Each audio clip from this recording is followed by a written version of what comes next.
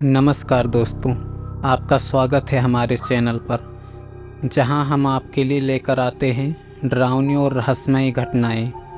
आज की कहानी आपको एक छोटे से पहाड़ी गांव देवपुर के रहस्यों से रूबरू कराएगी, जहां सदियों से चली आ रही एक क्रूर परंपरा ने पूरे गांव को अंधविश्वास के जाल में बांध रखा था। इस गांव में हर 5 साल बाद एक लड़की की बलि दी जाती थी, लेकिन इस बार सब कुछ बदल गया।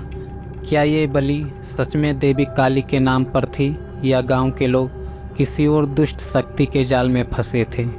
जानिए विजय की हिम्मत और चुड़ैल के रहस्य को उजागर करने की कहानी, जो आपको सच्चाई और अंधविश्वास के बीच का फर्क दिखाएगी। कहानी शुरू करने से पहले अगर आप हमारे चैनल पर नए हैं तो चैनल को सब्सक्राइब करें और बेल आइकन ज़रूर दबाएं, ताकि ऐसी ही डरावनी कहानियाँ आप तक सबसे पहले पहुँचे। तो चलिए कहानी शुरू करते हैं। यह कहानी एक छोटे से पहाड़ी गांव देवपुर की है। पहाड़ियों के बीच बसे इस गांव में समय जैसे ठहर सा गया था, लेकिन यहाँ की परंपराएं और रीति रिवाज गांव के लोगों के जीवन का अभिन्न हिस्सा बने हुए थे। सदियों से इस गांव में एक अजीब सी परंपरा थी, जिसमें हर 5 साल बाद किसी लड़की की बलि दी जाती थी। गांव के बुजुर्ग कहते थे कि यह बलि गांव को काली माई के क्रोध से बचाने के लिए जरूरी है। गांव के बाहर एक पुराना और भव्य मंदिर था, जो काली माई को समर्पित था। उस मंदिर के आसपास हमेशा अजीब सा सन्नाटा पसरा रहता था।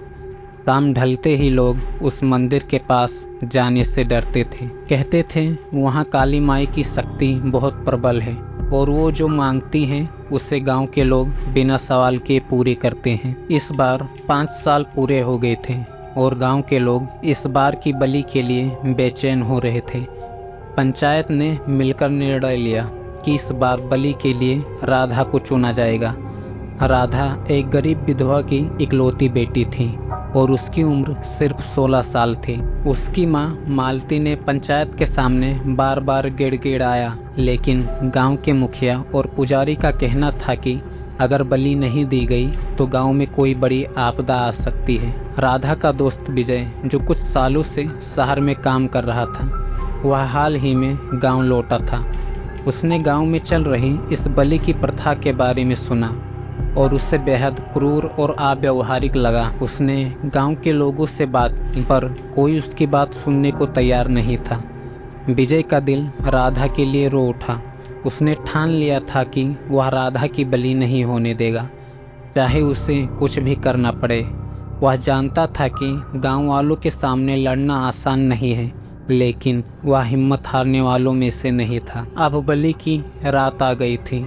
बलि की रात मंदिर में विशेष तैयारियां की गई थी। पुजारी ने मंत्रोच्चार शुरू कर दिए थे और मंदिर के आंगन में एक विशेष स्थान पर राधा को बांध कर रखा गया था। उसके चारों ओर गांव के लोग खड़े थे और हर कोई डर और आस्था में डूबा हुआ था। मालती दूर खड़ी अपनी बेटी के लिए भगवान से दया की प्रार्थना कर रही थी। जैसे ही पुजारी ने बलि की प्रक्रिया शुरू की, वहाँ एक अजीब सी घटना घटी। अचानक मंदिर के आसपास हवा तेज हो गई और एक भयानक सन्नाटा छा गया। यह सब देख रहे विजय का दिल तेजी से धड़क रहा था, लेकिन उसने अपना धैर्य बनाए रखा। तभी उसने देखा कि मंदिर के अंदर काली माता की मूर्ति के पास कुछ असामान्य हो रहा है।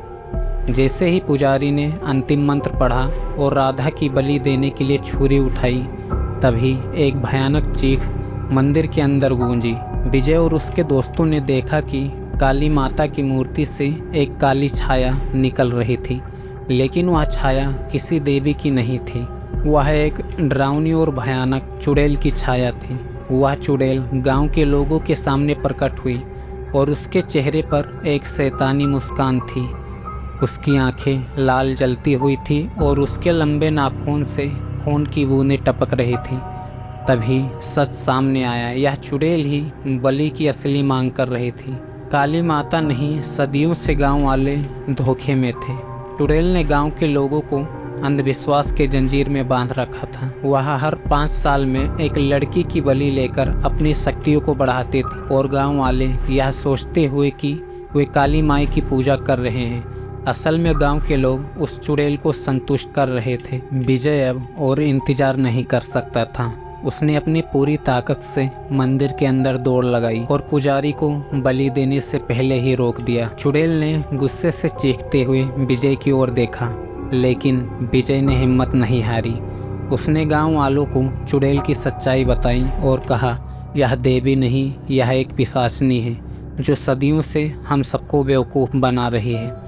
गांव के लोग पहले तो डर गए, लेकिन फिर उन्होंने देखा कि सचमुच काली माई की मूर्ति से खून की बूंदें टपक रहे थे और चुड़ैल का असली रूप उनके सामने था। पुजारी भी यह सच्चाई देखकर चौंक गया। विजय ने चुड़ैल को चुनौती दी और कहा कि वह अब और किसी की बलि नहीं लेने देगा। चुड़ैल गुस्से में आकर विजय की ओर बढ़ी, लेकिन जैसे ही वह उसके करीब पहुंची, मंदिर के ऊपर अचानक तेज आंधी और बिजली चमकी। आंधी के बीच काली माई की असली शक्ति प्रकट हुई और चुड़ैल की सारी शक्तियाँ छीन ली गई। चुड़ैल चीखती हुई जलकर राख में बदल गई और उस रात के बाद गांव में कभी भी बलि की परंपरा नहीं दोहराई गई। गांव के लोग जो अब तक अंधविश्वास में डूबे थे, विजय के साहस को देखकर जागरूक हुए। उन्होंने अपने किए पर पछतावा किया और काली माई के मंदिर में सच्ची भक्ति के साथ पूजा अर्चना की।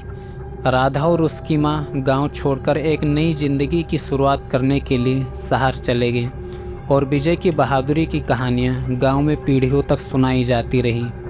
इस घटना के बाद देवपुर के लोग समझ गए कि अंधविश्वास के जाल में फंसकर वे कितनी बड़ी गलती कर रहे थे। काली माई को कभी बलि की ज़रूरत नहीं थी।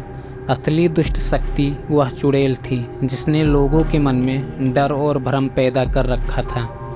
यह कहानी सिखाती है कि कभी कभी अंधविश्वास हमें सच्चाई से दूर ले जाता है और हमें अपनी आंखें खोलकर सच्चाई का सामना करना चाहिए। तो दोस्तों, यह थी देवपुर की कहानी, जहां एक अंधविश्वास ने सदियों तक पूरे गांव को धोखे में रखा था। विजय की हिम्मत और सच्चाई का सामना करने की ताकत ने गांव को एक दुष्ट शक्ति के जाल से मुक्त किया। यह कहानी हमें याद दिलाती है कि जब भी हमारे सामने अंधविश्वास या झूठ का सामना हो, हमें आंखें खोलकर सच्चाई की खोज करनी चाहिए। अगर आपको यह कहानी पसंद आई हो तो इसे लाइक करें, शेयर करें और कमेंट में ज़रूर बताएं कि आपको यह कहानी कैसी लगी। और हाँ, हमारे चैनल को सब्सक्राइब करना ना भूलें ताकि आप हर नई और दिल दहला देने वाली कहानी सबसे पहले सुन सकें। मिलते हैं अगली कहानी में, तब तक के लिए सुरक्षित रहें और सच्चाई की राह पर चलें। धन्यवाद।